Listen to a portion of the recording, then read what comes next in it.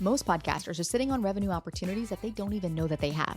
So I invited Jordan Blair, Buzzsprout's podcast producer and host of the Dreamful Bedtime Stories podcast, back in the studio to share 3 low-effort ways that you can start monetizing your podcast with content that you already have, even if you have less than 100 downloads an episode.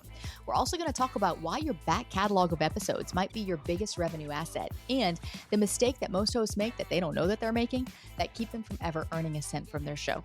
So if you want to monetize your podcast without adding more to your plate, then listen closely because this one's for you.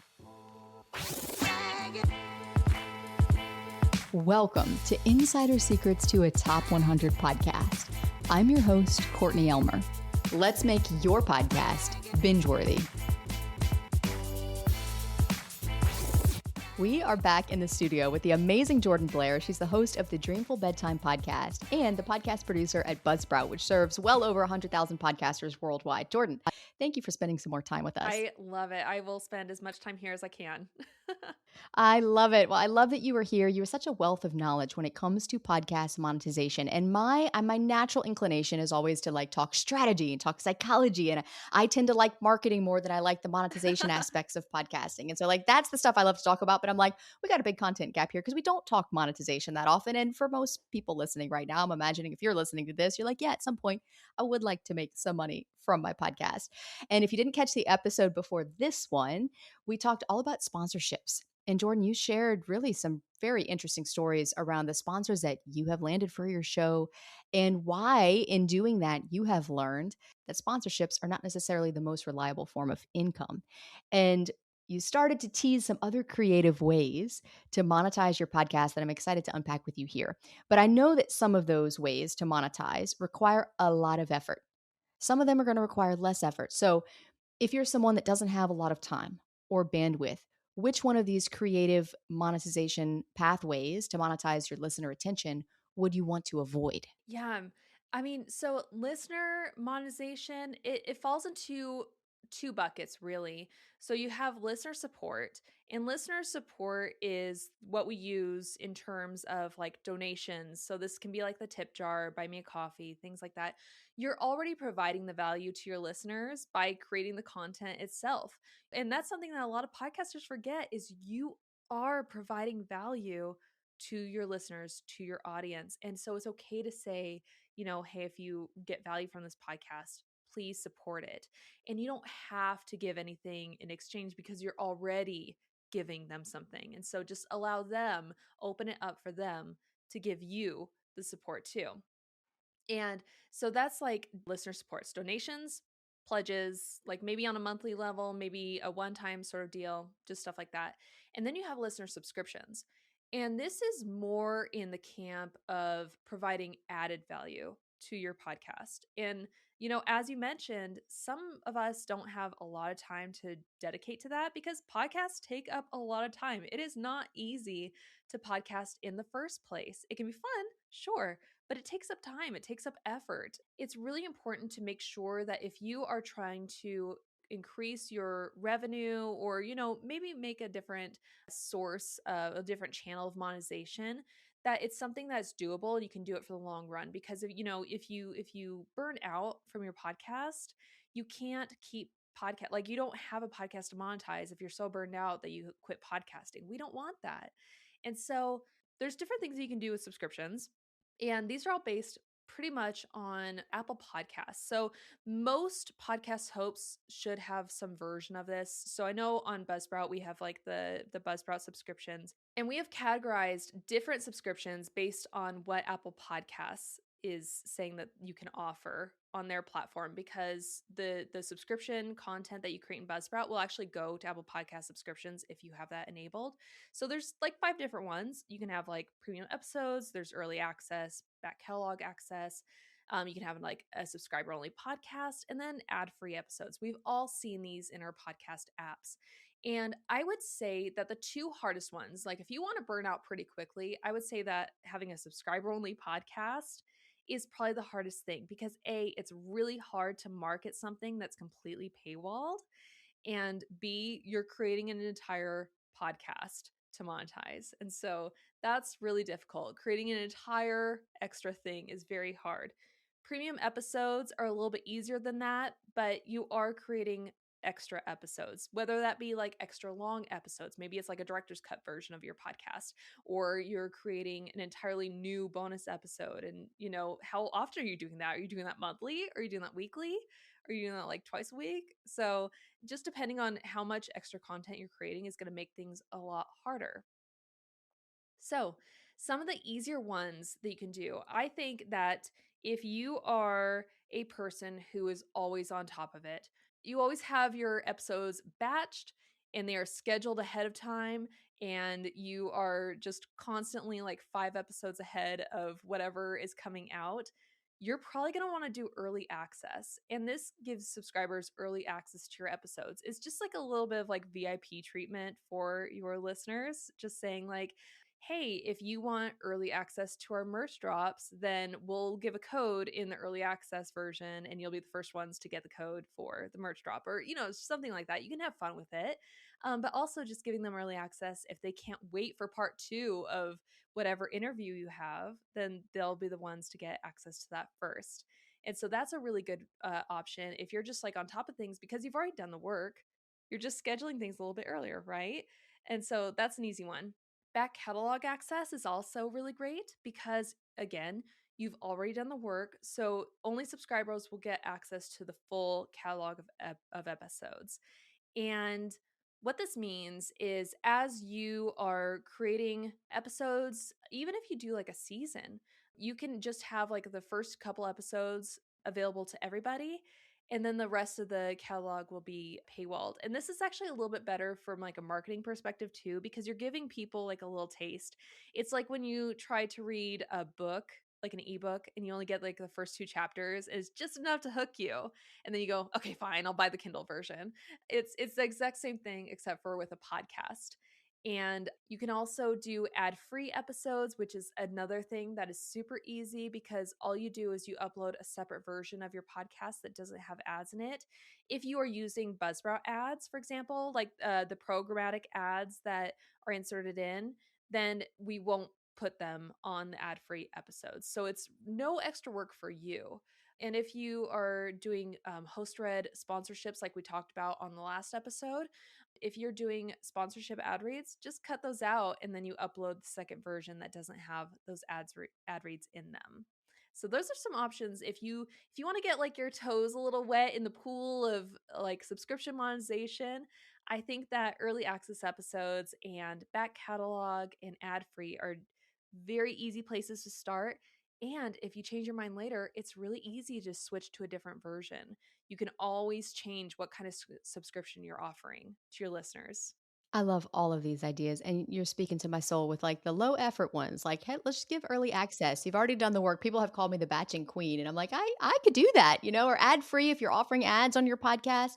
Back catalog is a great one if you've been podcasting for a long time and you want to just allow a certain number of episodes. It's no different than like going for a free trial on Paramount Plus or Netflix or something. If you didn't previously used that app and it's like, all right, let me check out and see what this has available. And then, okay, I do want more from this particular platform.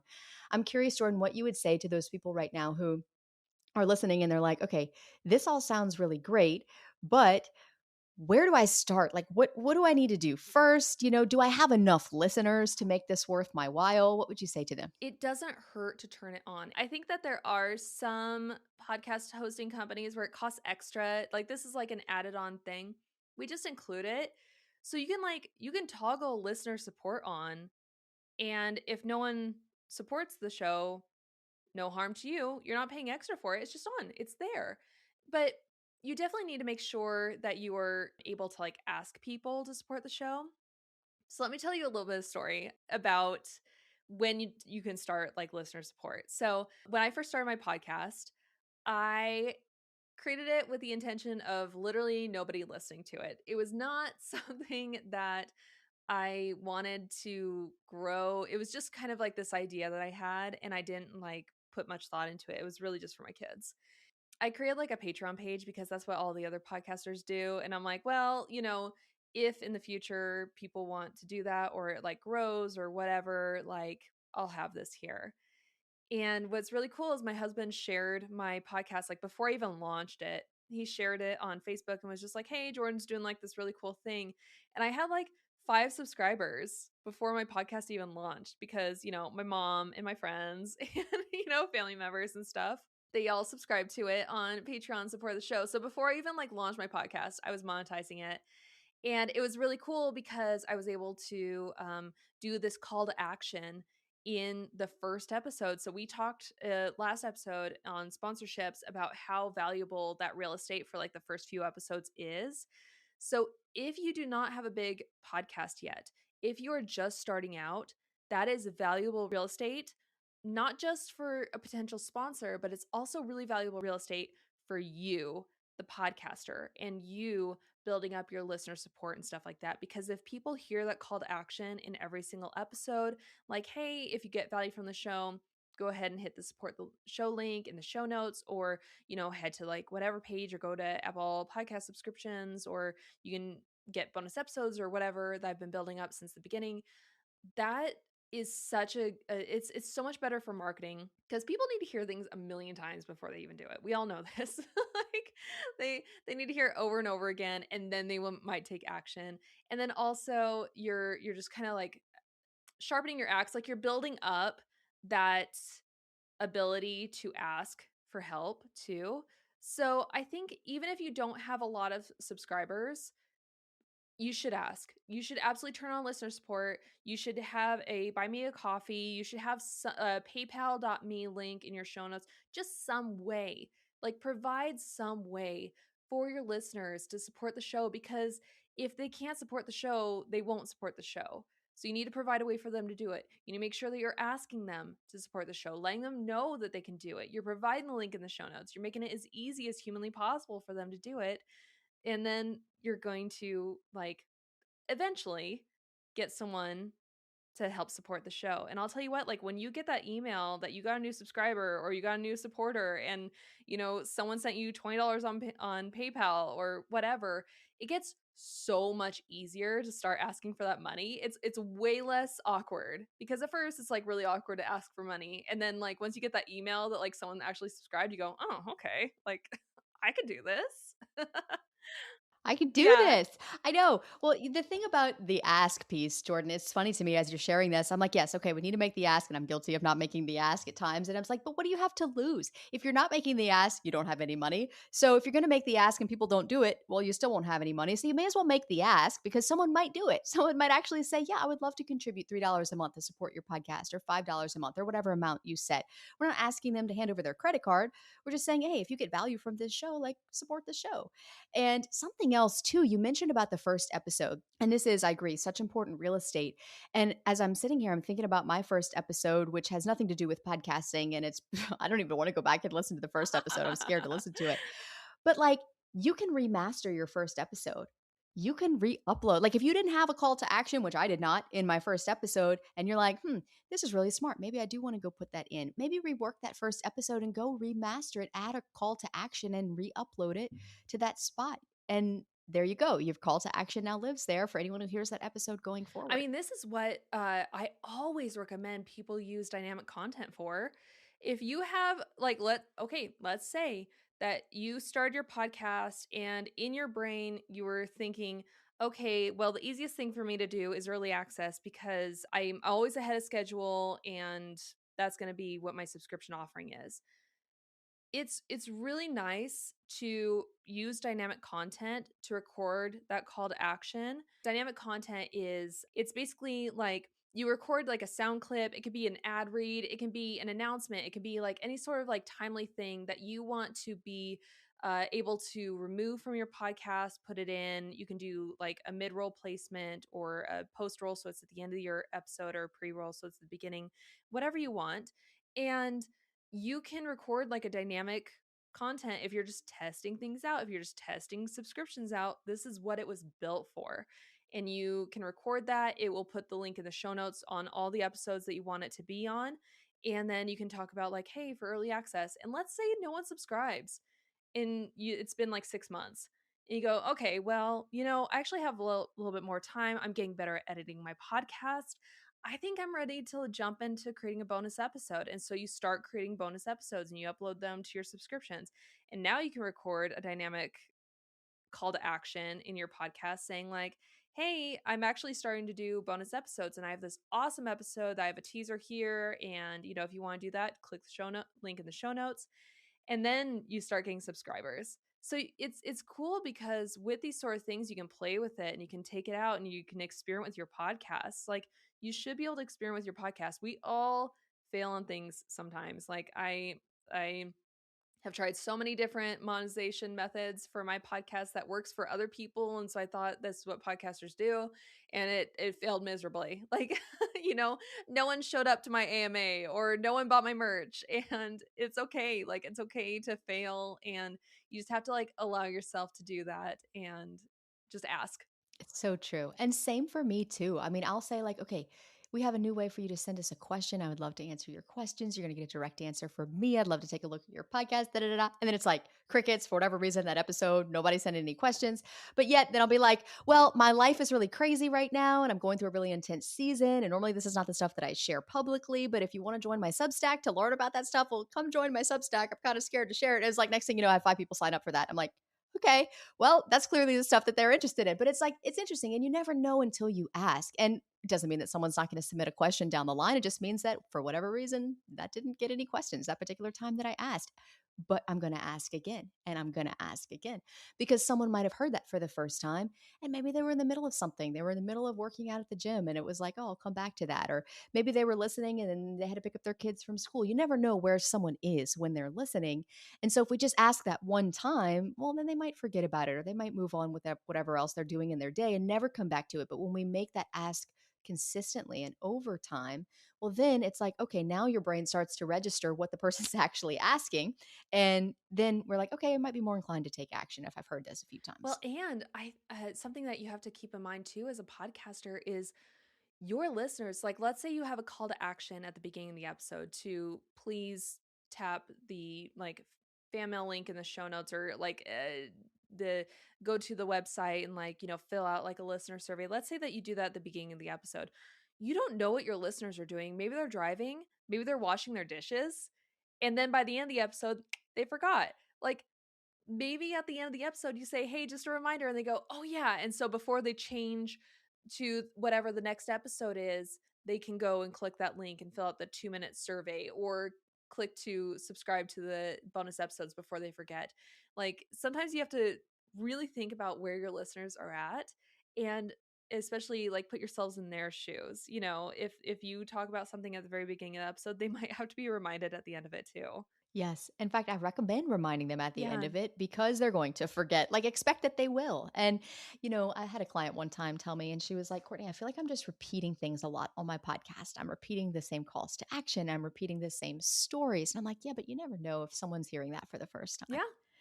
And maybe that person who hears it for the first time won't take action the first time, but they might take action the fifth time or even the 10th time. So it might sound old to you. And that's kind of the point because most of our listeners are not sitting there over analyzing our shows like we analyze our shows and No. nitpicking every little thing. It's like, I feel like I like overthink different aspects of my show. I'm like, my listeners are probably not thinking that deeply about it. I don't know. If you are thinking that deeply about it, send me an email, let me know.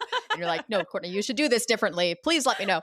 But, I think that sometimes we have a tendency to overthink things more than our listeners do. They appreciate that you're showing up, that you're sharing value. They listen because they like you. They want to learn more from you. So understand that. And it is a value exchange. So, Jordan, I know y'all did a great episode on Buzzcast where you dove into each of these sponsorship options that you mentioned in a lot of detail. So if you're listening and you're like, okay, I want to learn more about this one particular thing or like bonus episodes, how would I structure that? Or how would I get started with that? Yeah, or ideas of like creative ways to use all these different things. Yeah, we went deep into it. I mean, it's like an hour-long episode and it's all we talk about. Very in depth. So if you want to go down that rabbit hole, I'm going to link it in the show notes below. This has been so insightful and so much fun, Jordan, to hang out with Yeah. you here today. Thank you for making the time to be here. Thank you. And if you learned something new from this episode or you got value out of it, I would love it if you would just take a minute right now to hit the follow button, leave a review, write a comment. This helps me and my family by letting others know that this content is really valuable. And it helps me because I read every single review, every comment that comes through. It helps me keep showing up to the mic to help you grow your podcast, which is my promise to you. And speaking of valuable, how do you actually make something valuable? Or more importantly, how do you create content that guarantees that your listeners are going to see your expertise as valuable? Because what you think is valuable and what your listeners perceive as valuable are actually two totally different things. So if you're a podcast host or if you're an aspiring podcast host, the quicker you can develop the skill of communicating your expert knowledge in a way that your listeners are going to find valuable, the higher your listener retention is going to be. And the more connected listeners will feel to your show, and the more growth and monetization potential your podcast will have. So in the next episode, I'm going to show you how to do it to help you make your podcast binge-worthy.